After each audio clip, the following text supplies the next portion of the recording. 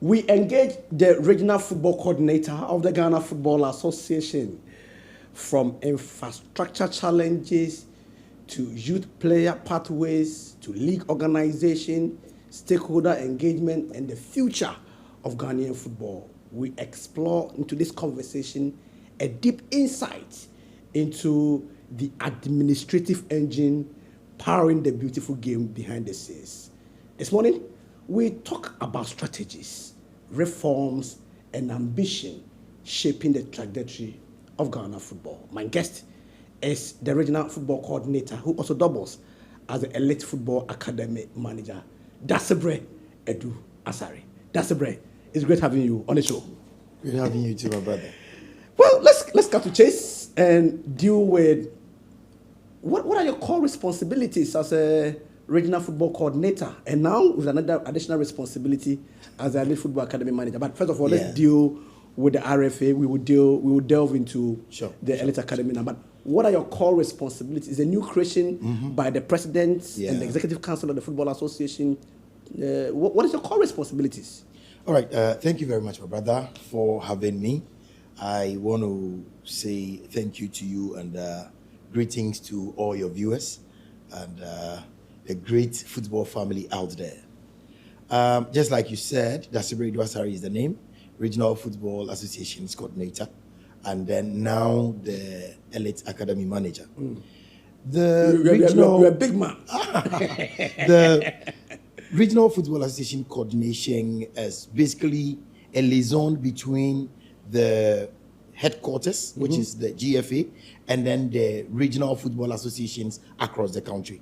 So it is a desk that was created by the president, Kurt Edwin Simon Okreku, and executive council to make sure that at least the requirements and then the responsibilities or the needs of the RFAs are being met within the shortest possible time, so that it doesn't go through that chain of command which normally delays their request and other things. So basically, it is a liaison between the GFA and the RFAs.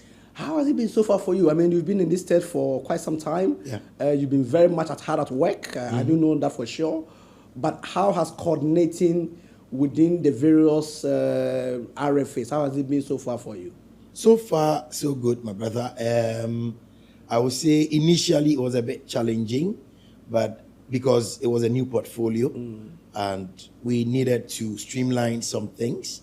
But currently, as I'm talking to you, it is on track. The structures are in place and we are enjoying the fruit of it. So far, it's been fantastic.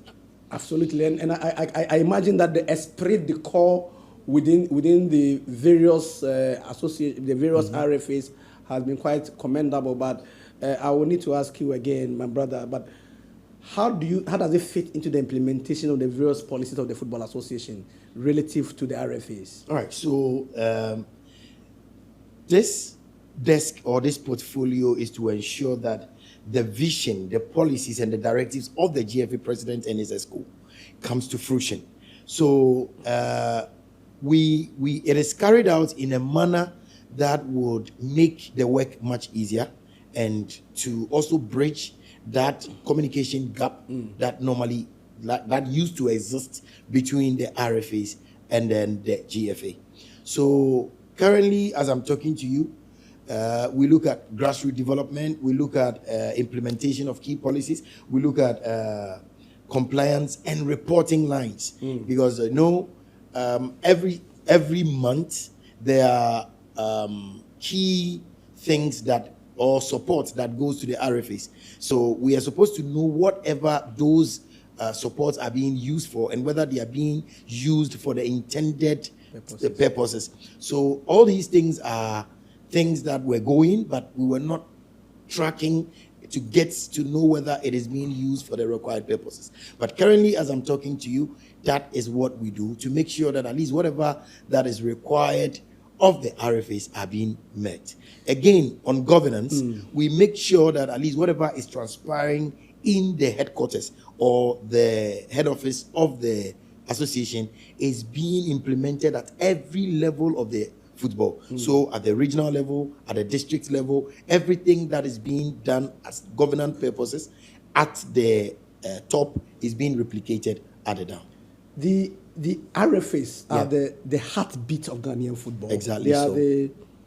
They are the bedrock of our game, because that is where the foundation, the grassroots, the basics. You are talking about the lower tiers of Ghanaian football and the regional leagues and all that. But what structures has your department, for instance, put in place to ensure that we identify and we nurture this mushrooming talent, blossoming into becoming international stars? Yeah. Because that's really your core mandate. Sure. All right. So currently we have programs that are running, and one of such is the talent identification program that was introduced by the president. And as I'm talking to you, the one in charge of the talent ID is Papani. He's currently going around scouting for talent between the ages of 10 and 19, but focusing more on the 15 and the 16s and the 17s, so that at least that talent that is identified will be enrolled into our elite academies. Same way the regional coast leagues are ongoing, and there are regional scouts in every region scouting for the best talent to be enrolled in our elite academies and also for our national teams. Now, these talents, when they are put together by the knowledge of the Executive Council and the President, they have put together elite competitions. So the under 15s that qualifies come to the under 15 elite championship. We normally host it at Pram Pram. And then those talents that come there, whoever that we identify, and also within the age specific of our elite academy, is recruited and sent into our elite academy. Normally we look at those in JHS2, JHS3, because they fit into the second cycle. And then because our elite academy, from the northern sector, we have Bogatanga Senior High, and Middle Belt, we have Prempeh College, and then the southern sector, we have Achimota. Oh, I need to bias a bit. I mean, the southern sector, you chose Achimota. You know, Achimota is a very good school. No, Achimota is a fantastic school, no doubt about it. But I would be happy if it was at Accra Academy, you know. Oh, okay. You know, there were factors. Yes, there were factors. And we were looking at Accra Academy. Yes. And then we were looking at Achimota as well. We look at logistics, we look at facility, we look at other areas. You know, Achimota will give us both boys and girls. We have an astroturf. Yes, but Achimota... built by Asamoah. Good. Yes. But Achimota gives us both boys and girls. Okay. And you know the Elite Academy is for both sexes. Absolutely. So we opted for that one rather than... You know, the general maybe hopefully in future you should consider Accra Academy, because it's been a beacon of producing superstars. Exactly. I mean, and beyond footballers, athletes, you know, it's a real deal, I must say. But it is also important that we have the boys and girls. So it was a good decision from you to choose. Sure, because we need a school where both boys and girls will be resident. Easy facilitation. And then, exactly. So we opted for Achimota, not because we never looked at Accra. We were considering, and by the way, I'm just being biased, baby. No, I understand. I'm just being biased on this one. I understand. You know, for everything that we do or we carve from what the president is achieving to aiming to achieve, there are always steps and structures put in place to make sure that you select the best. Absolutely. We always want the best. Absolutely. And we look at what will best serve the purpose and the vision of the president. Absolutely. So we looked into it, including FIFA agents that came around, and then they settled on Achimota because of some factors that I've earlier mentioned. Absolutely. And our guest this morning, our guest today really is the regional football coordinator of the Ghana Football Association, who also doubles as the elite football academy manager, Dasebre Edu Asare. Dasebre, I will have to zoom into some areas now. And can you just walk us through the various programs, you know, of the various regional football associations? All right. The number of competitions, the age categories. Just run us through some of them. All right. So every region has a mandate to run the league, which is for Division 2, then Division 3, and then we have the Colts football as well. Then same way for the ladies side, we have the Women Division 1 League that is being run by the regions. And then we have the regional U15 Girls Colts League. And then the districts are also supposed to run the under 15 Colts leagues in their various districts as well. So the champions of those leagues are supposed to meet and then play as the regional champions. That is the regional U15 Girls Colts League as well. So for every region, every year, you are mandated to run all the leagues. All the leagues. Boys, we have the Division 2, like I mentioned. Division 3, then we have the Colts. Now, Greater Accra has introduced Division 4. Yes, Greater Accra has introduced Division 4. It was captured in their Congress, and then by 2026, 2027 season, they are moving full stream. I think Chairman Samuel Boabre, we all call him Qatar, is doing some fantastic job with the Greater Accra RFA. Fantastic, and he really has a lot of clubs.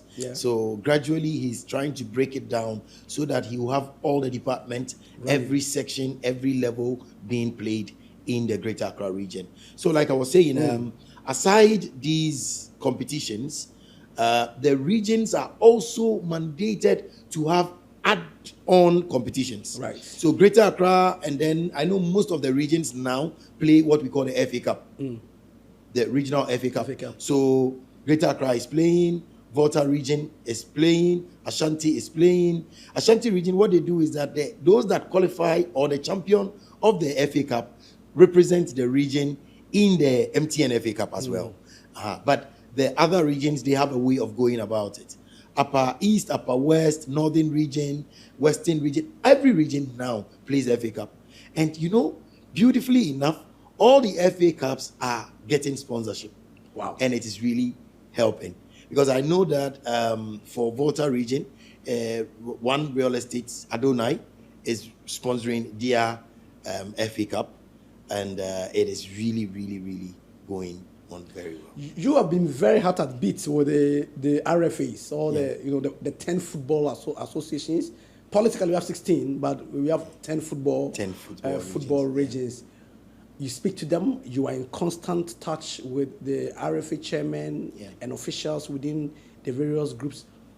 What for you are the major sticking points in terms of challenges affecting these RFAs?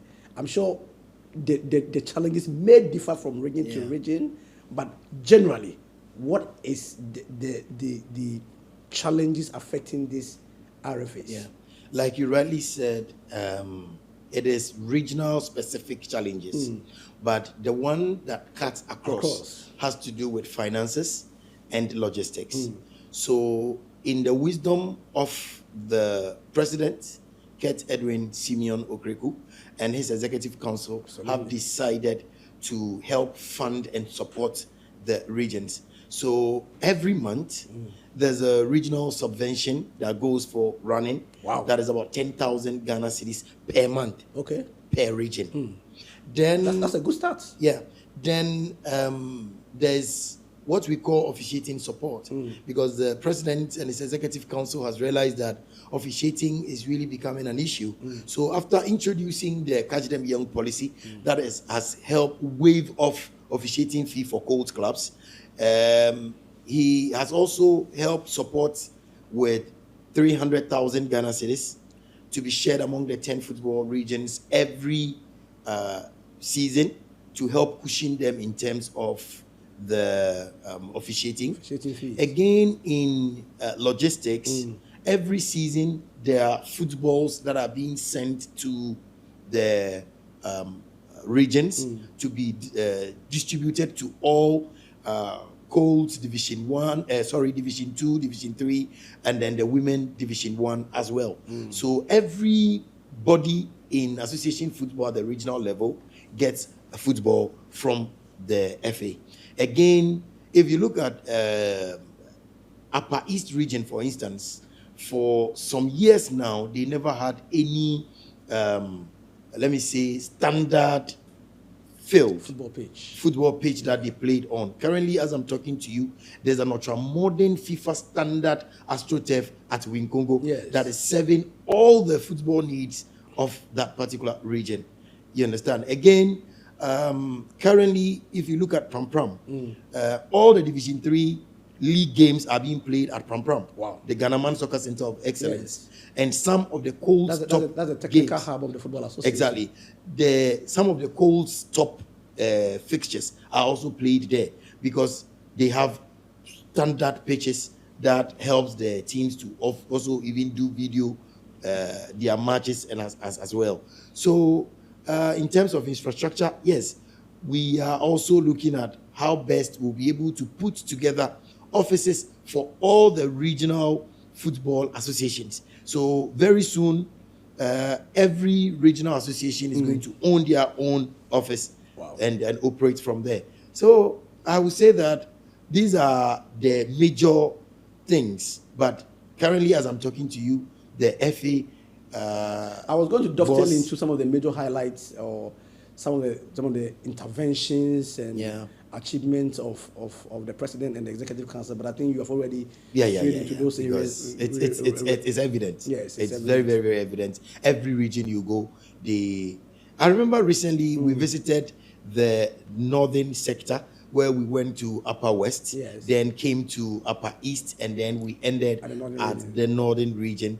And you could see the applause and the praises of what the president has been doing because, they appreciate what he's doing. And just like Oliver Twist, they always want more. My guest is Dasare Edu Asare, the regional football coordinator who also doubles as the Elite Football Academy manager. When we come back from this quick break, we will deal with logistics, infrastructure, transparency, and governance. And I'll be asking him, which of the RFAs are working hard, are pretending to be working, and those that are not working at all? We'll be right back.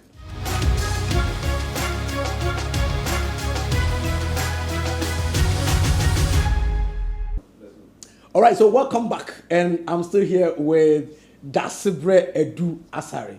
Very famous and popular name here at the Football Association. By the way, he's a man of God. He's a pastor, he's a prophet, he's an evangelist. He's all in all. I mean, he's well encapsulated within the spiritual horoscope.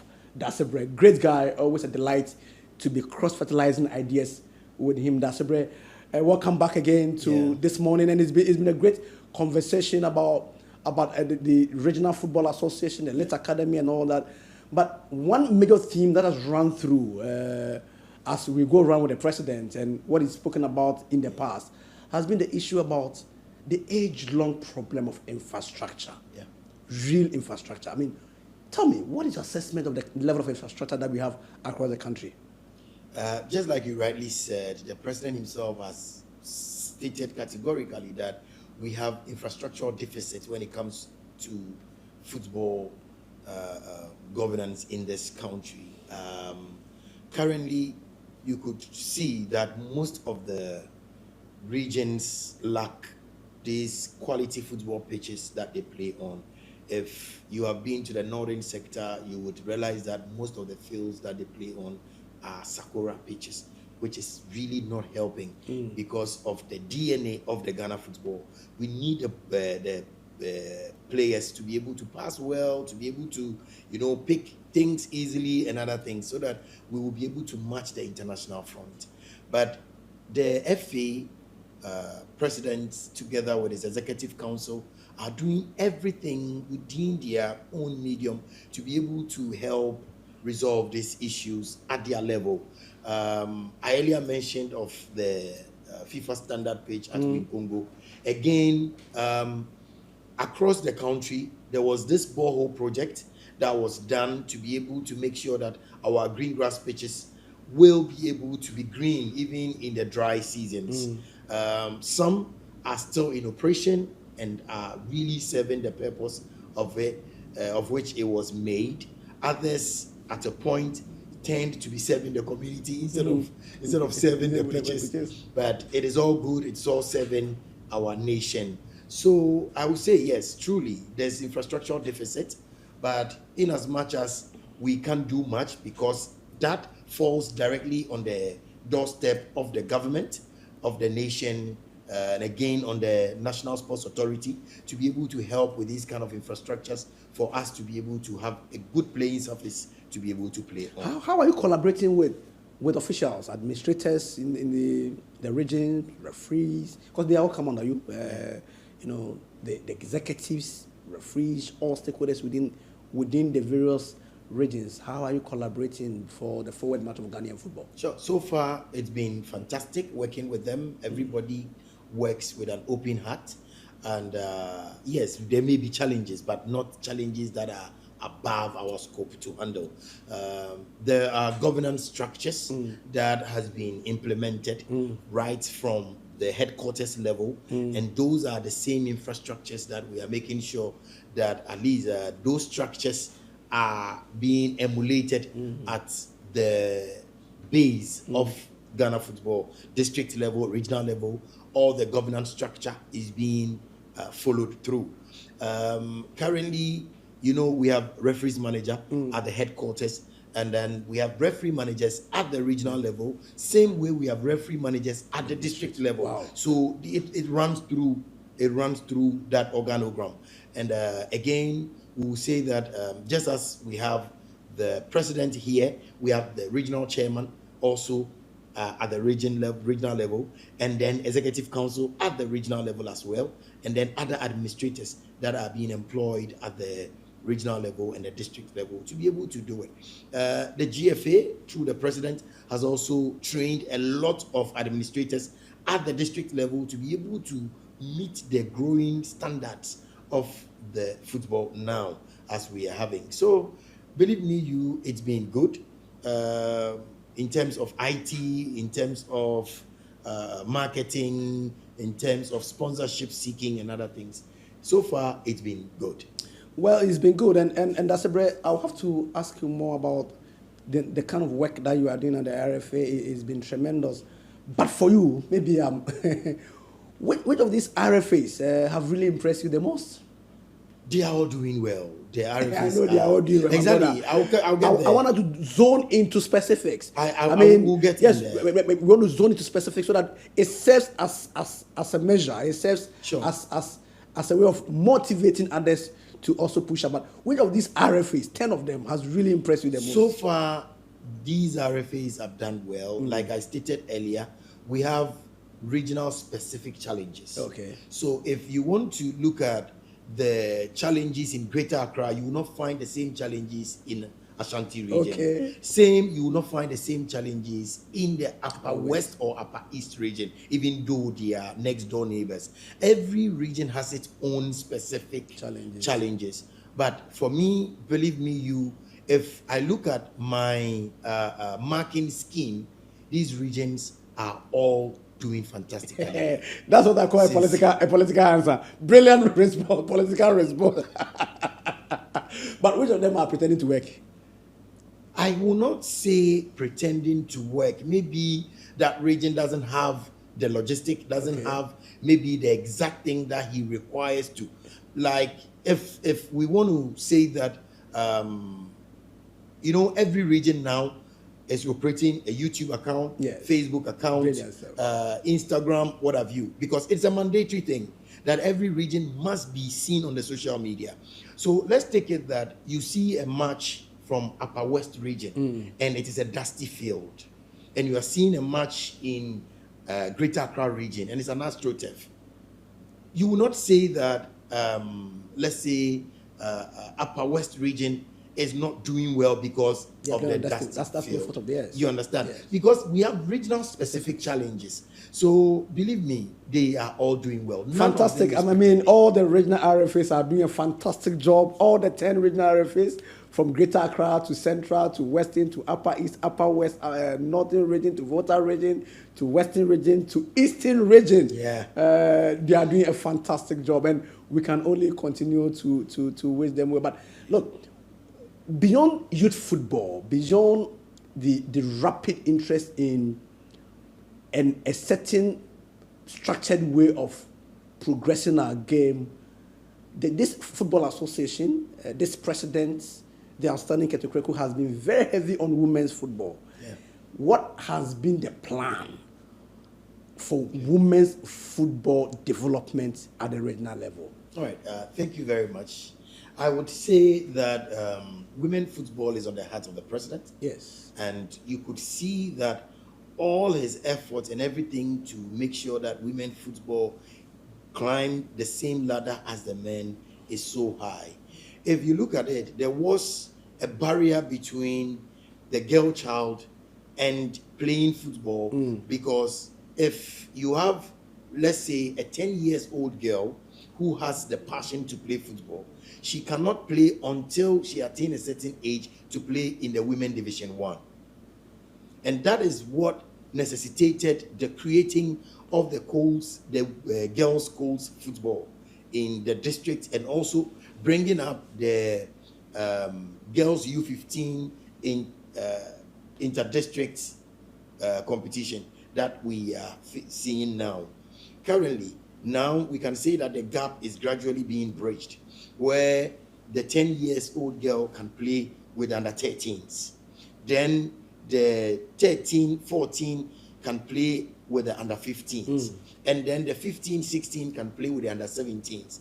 Then from there, you can progress and go to the women division 1 league, comfortably play and then be okay. Because we had a lot of girls. One girl came in about 2 seasons ago. Her name was Rahel from Western North. Very tiny girl, 8 years then. Currently, I'm sure will be around 10 or something. Wanted to play. But because of her size, her age, she could not mingle with the under 15s to play. At a point, they will give her the chance to come and play about 5 minutes to showcase her talent. You could see that that is a raw talent, but she could not really play the way she wants because of the sizes of the 15s, 14s, and the 13s. So now I can say the plan is to bridge the gap. And now that has been implemented. With under 15 under girls. 15 girls league Good, yes. that is going on now. Now the 10 years, the 11 years. How is it shaping up so far? I mean, for people so who have good. not really, how is it shaping up so far? This, FIFA backed under 15 course league. How is it shaping up so far? If you look at it, the district ones Yes. are operational. I would say the Northern region started way before even the other regions started.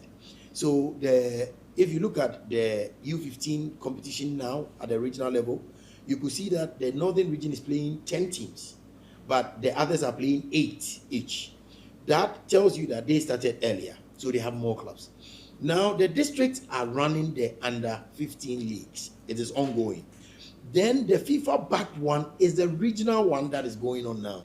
The president has always said that he wants to be remembered for his honesty and a man who walks the talk, a man who delivers on promises, and he has demonstrated that beyond reasonable measure. That's a breath. Tell me, how are you checking accountability and transparency from the RFAs, from the perspective of your office? All right. Thank you very much. Currently, we take reports from them, and there's what we call the spot checks. So no region needs to invite me before I go. Okay. So before you realize I chance on you, and then I want to know where things have gotten to.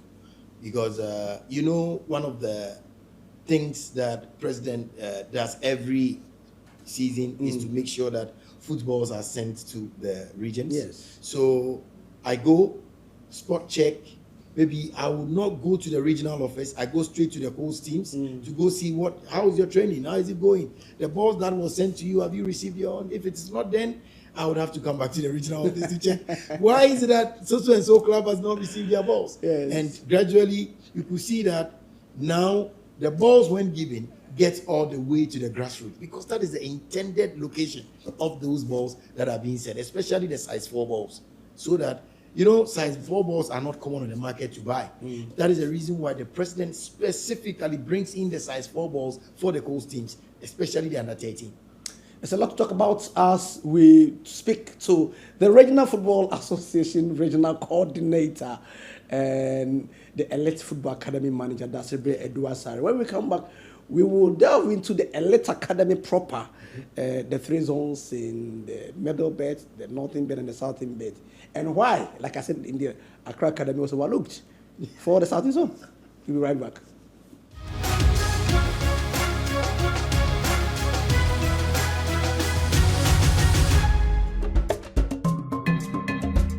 The early school academy that we have started over here in Ghana is to get the best talents and bring them to the best academic institutions so that we can groom and combine both football and academic aspect for their growth and development as individuals, for the FA, and for Ghana as a country. Eba say o say omuye justify efa eye under 15 nyame eye adom sa miensa na mede omu koye no ye peke omu mie David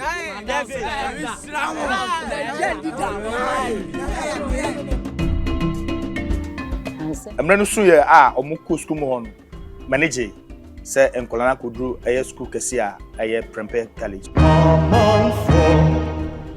Arise and shine, students of Prempeh College is known to give holistic education to students.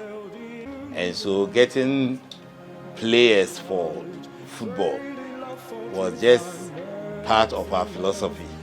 And it is great to have them with us. Prempeh College has always believed in developing multifaceted talents. So that's why, apart from the classroom work, we make sure we do well in science and maths quiz, we make sure we do well in debate, we make sure we do well in sports. So when the idea came up, my headmaster said, okay, this aligns with our educational goals, our mission and vision. I'm up for singing music. It is also Prempeh College.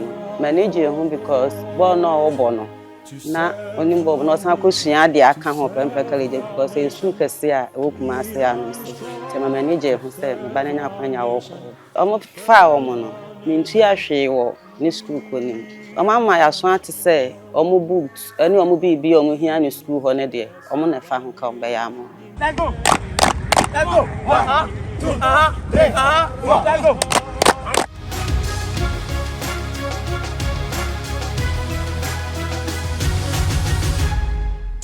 All right, so welcome back. And this morning we are still speaking with the regional football coordinator, Asare Asare.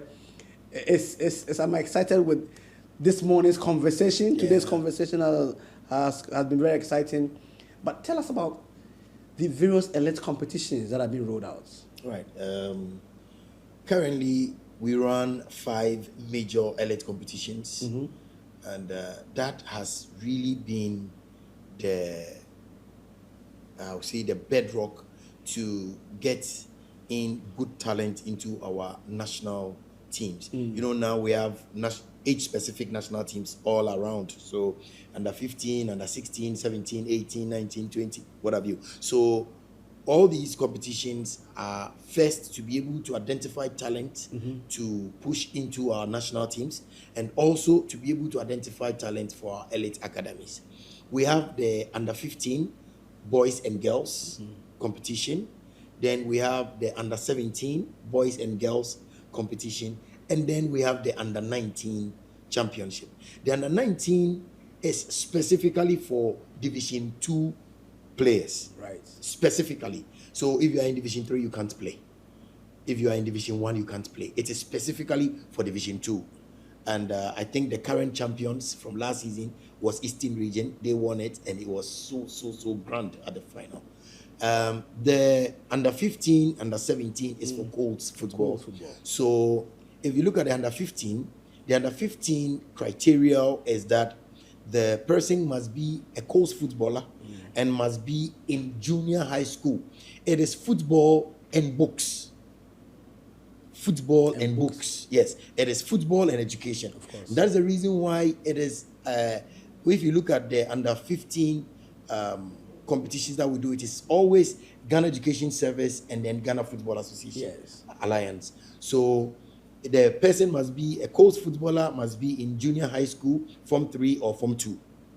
Then the under 17 must be a coach footballer, and then must be between the must be below the age of 17. Let me put it that way, to be able to qualify to play, and it is for both boys and then the girls. What are some of the we will delve deep into the Elite Academy properly, because I want us to talk about Elite Academy and what it has brought to Ghanaian football. But what are the kind of support systems that you've received or you receive from the Football Association, for instance? All right, so the Regional Football Association is being supported heavily by the Ghana Football Association, ably led by President Kurt Edwin Simeon Okreku and his executive council. Like I think I stated earlier, that every month there's an amount of 10,000 Ghana cedis that goes to the region for their running.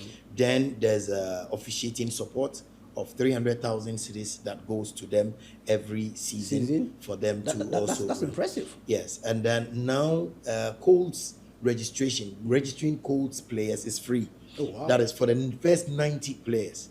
90 players, 30 for under 15, 30 for under 13, 30 for under 17. It's free. Free of charge. And you register, you get your license, everything instantly free of charge.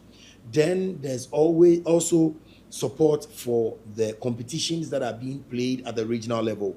So if you look at under 13 Colts League, the president supports the champion. So whoever wins it gets 10,000 Ghana cedis as prize money, gets a trophy, gets medal, gets one set of jersey, and then get 10 footballs. Same for under and this 15. is replicated across the region. Across every region. Wow. So every regional champion under 13 gets this incentive. Then under 15 also gets it. Under 17 also gets it. The FA is spending a lot. Exactly. Same applies to the women football as well. Wow. So you get 10,000, you get a complete set of jersey up and down. You get, how do you call it? 10 footballs. You get medals. You get trophy. Everything being handled by the FA as well. Then there are other ones like, how do you call it? Well, you know, now we use what we call the electronic license system. So now clubs do not need to travel all the way from Wale to Accra to come and pick their licenses. Now it's been decentralized. So immediately you finish your registration and it is approved, instantly you can print out your own license. Oh, so now you don't need to travel all from Chebi to Achimesiakwa. No, you don't need to. Oh, I see. You don't need to. That is done instantly. So it is, and then even if somebody is doubting your registration, you can pull it out from the system and instantly show to the person.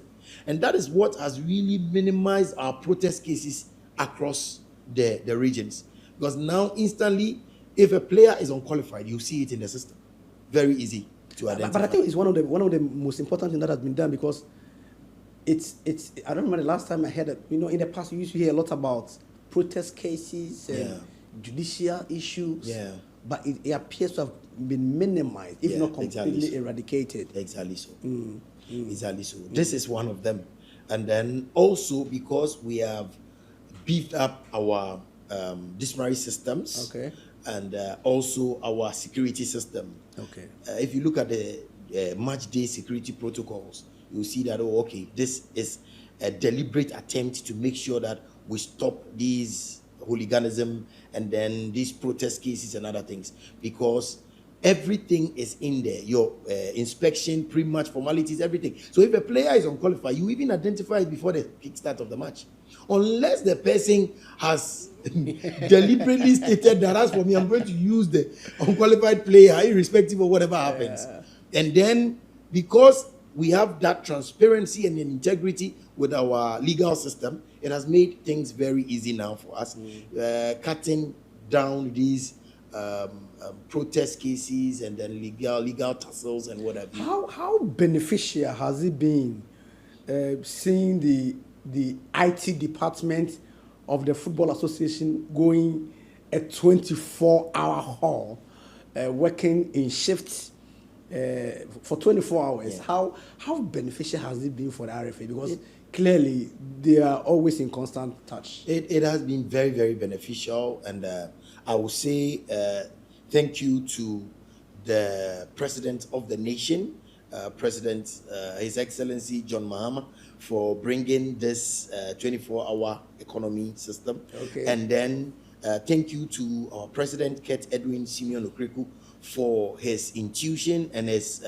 know-how that he was able to quickly adopt that strategy for our IT department. Yeah. Because, President from day one has said that he believes in the pyramid system.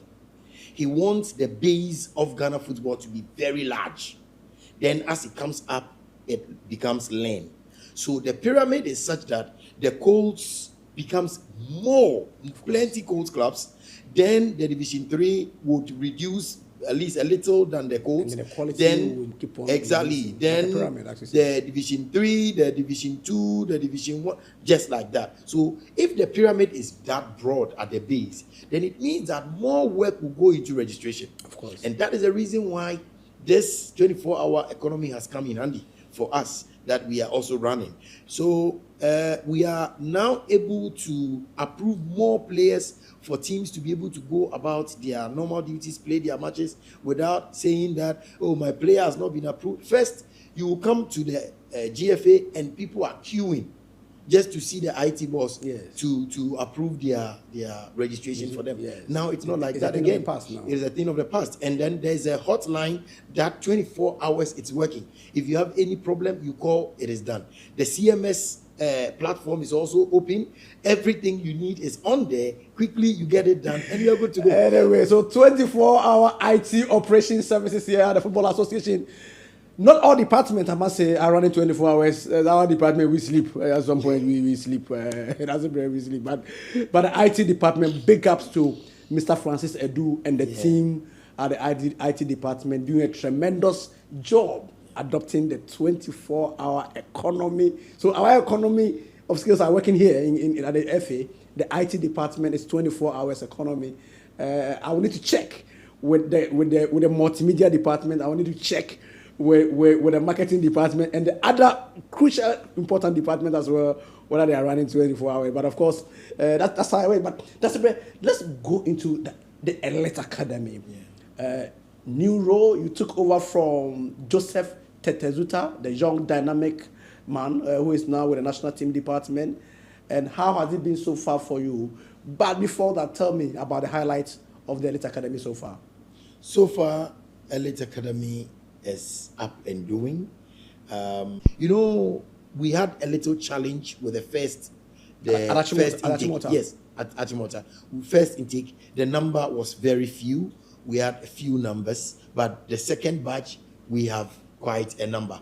We have about 17 players going to add up to the, I think, 4 or 6 that were there already. So now currently we have about 20 or more players that are training under the Elite Academy program at Achimota. So we have 2 years running in Achimota, we have 2 years running at Prempeh College, and then we have 3 years at Bogatanga. Is this still Big Boss, which is running the DUA, both boys and girls, or you started from, because I know that the one in the middle belt, Prempeh College, has only boys. Yeah. What about the situation with the Southern Zone? Okay, so the Southern belt, so to speak? for the middle belt, Prempeh College had all the logistics, had all the infrastructure that could host the Elite Academy. So we went in for them. So we are trying to partner another school that has girls to be able to run the girls program there as well. Currently, as I'm talking to you in Achimota, we are running both boys and girls because Achimota has both boys and girls. But then the only thing is that the number of girls we have at Achimota is very, very low.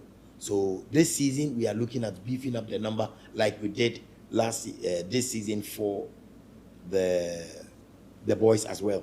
So this time around, as we are recruiting, we are looking at more girls, good grades that will be able to meet the standard at I mean, what have been the challenges so far with the Elite Academy? I know, I mean, it's been 3 years up north, 2 years middle and southern belt, but what have been the major challenges from your perspective as the regional football coordinator? So far, I would say is with the recruitment.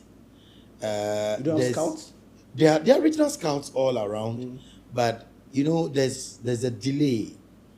So now we are trying to synchronize our calendar so that at least before the intake of the Ghana Education Service Form 1 students going to the SS, our list will be ready for that to happen.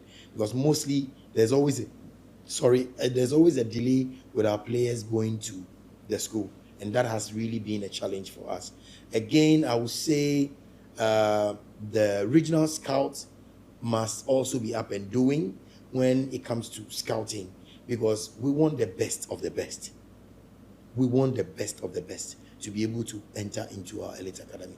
That is why it is called Elite. Are you concerned about the kind of players that are recruited by scout into the team? Because I asked this question on the back of quite a bit of disappointing performance that I saw the Elite Academy team from Borga, and a lot of people kept asking me whether this was an elite academy, because they understanding that it's supposed to be the creme de la creme, talented players within the whole region. And so if they could come and put out the kind of performance that we saw, it's a bit of a concern, isn't it?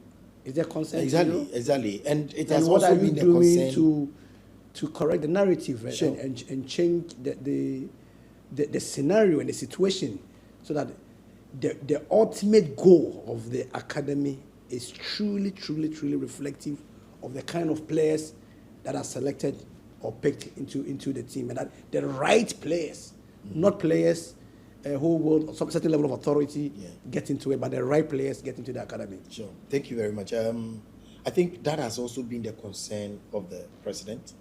I had an engagement with him. He spoke about it, that this has been his major challenge, and he would like me to fix it.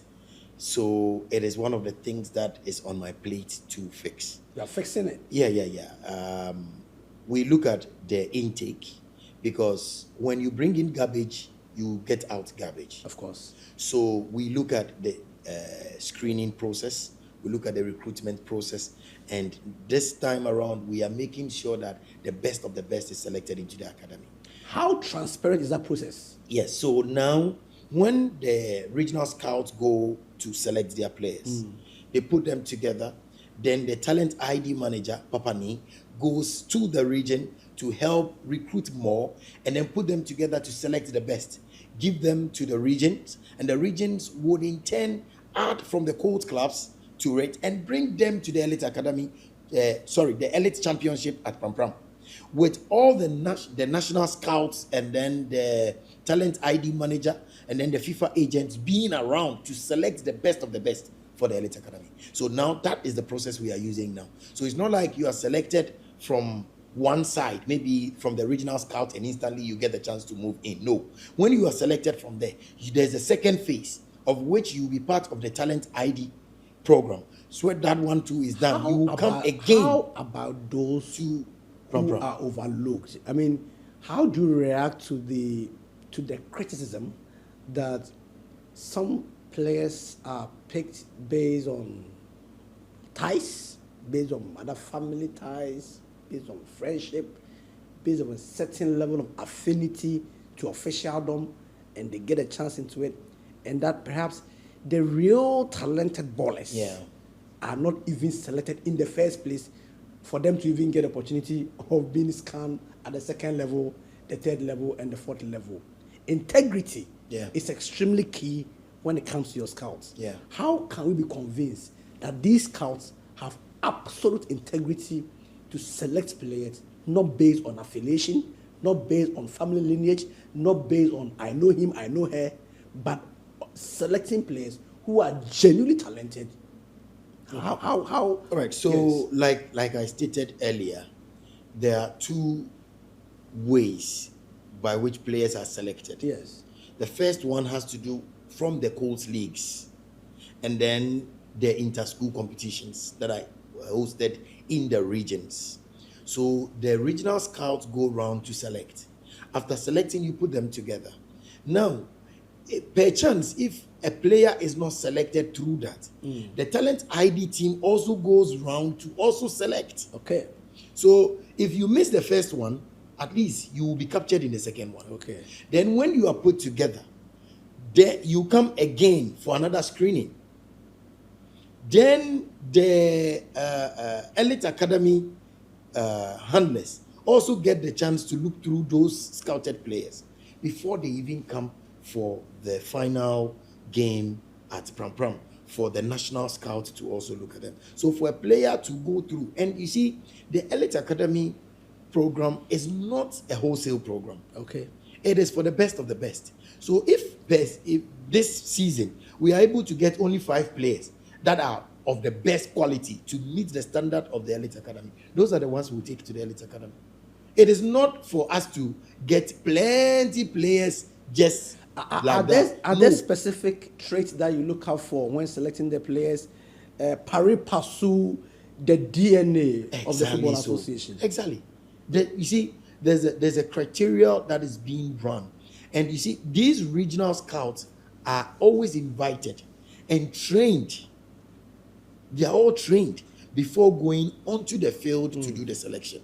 So they are trained using the DNA of Ghana football. And they know what exactly we are looking for in a defensive midfielder. They know what we are looking for in a striker. They know what we are looking for in a goalkeeper, in a winger, in a left back, in a right back. They know everything that we need. And you see, it's of specifics.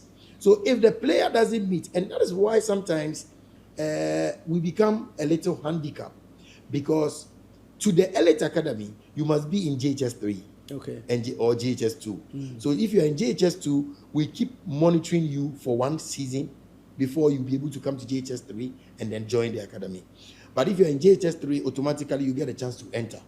Now, those players that we pick up that are extremely good, that cannot fit into the academy, get the chance to go to the national teams.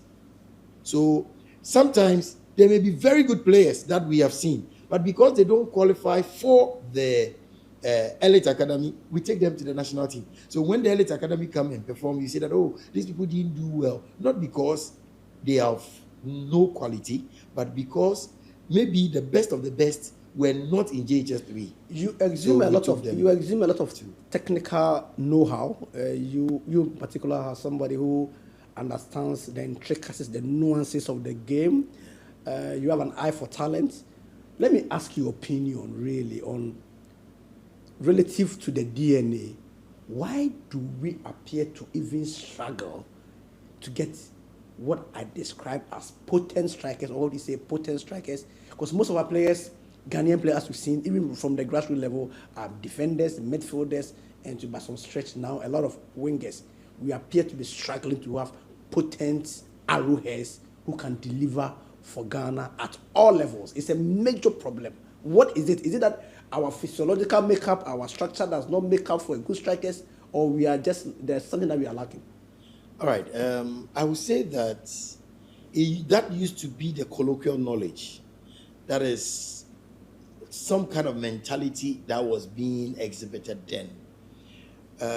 Every young boy wants to see more of the ball. And if you're a player and want to see more of the ball, you end up becoming a midfielder.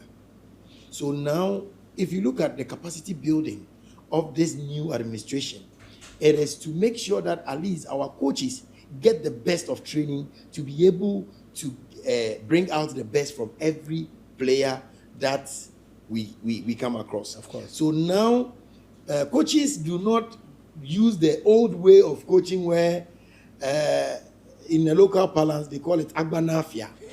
let's divide and play. So now coaches are being trained. In the past when they used to go to training, so how are you going to train? 11 here, play, and then we are watching. And then, so now, and then the coaches will sit in the chair and then they'll be relaxing, conversing. And when they are done, 1, 2, 3, 1, 2, 3, you know. I think you've moved on from there. Exactly. Yeah. So now the story has changed. Yes. Let me say the story has changed because, it has become mandatory for every Colts coach to at least have a minimum of license D. And you know that the license D that we are running at the regional level, that is for the Colts teams, is free of charge. Oh, well, yes. Yeah, it's free. It's free. So if you are a Colts coach and up to today you don't have license D, please prepare yourself, because this year it will be done again. Because the president said that he wants to train 900 Colts coaches for free. And now we have trained over 600. 300 more will be trained this year. So please, if you are watching and you are a Colts coach and you want to be trained, quickly get in touch with your district chairman or your regional chairman. Put your name down, prepare yourself, and come for training. Because that old way of coaching is over. So now we have coaching specific for strikers, coaching specific for midfielders, for defenders. So now you go to a team and you say, oh, this is the defenders coach, this is the strikers coach. This is how we'll be able to change the narrative. For me, I am very happy that we are not only changing it from the top, but we are changing it from the grassroots, because if the foundation is weak, your building will collapse. It's true. I mean, one of the problems that I've seen, and when I speak to a lot of coaches in Ghana, has been getting the basics right. Yeah. And the fact that, of course, I will not mention the name of the coach. The fact that even at the Premier League level, coaches are now even forced to teach players basics. Yeah. And that is not the level that we should be taught basics. So it is quite gratifying to note that all these things are being taken care of. But what are the prospects of this elite academy, for instance, for Ghana football in the long term? In the long term, we are looking at least making sure that most of the professional players that this country would bring out will be products of this elite academy. That is the long-term plan. So these boys that go through this elite academy, most of them now, I can say that the national under 15, they have some of these elite academy. The national under 17 has some of these elite academies playing in there. So gradually, they are getting into the limelight. They are playing in our junior national teams, and very soon they will be hitting the under 20s and then the national team proper. So I think in the long term, I want to see 10, 15 of our national team players, Black Star players, being product of this elite academy, yes. And I'll comfortably sit and say, yes, you have arrived. It is done.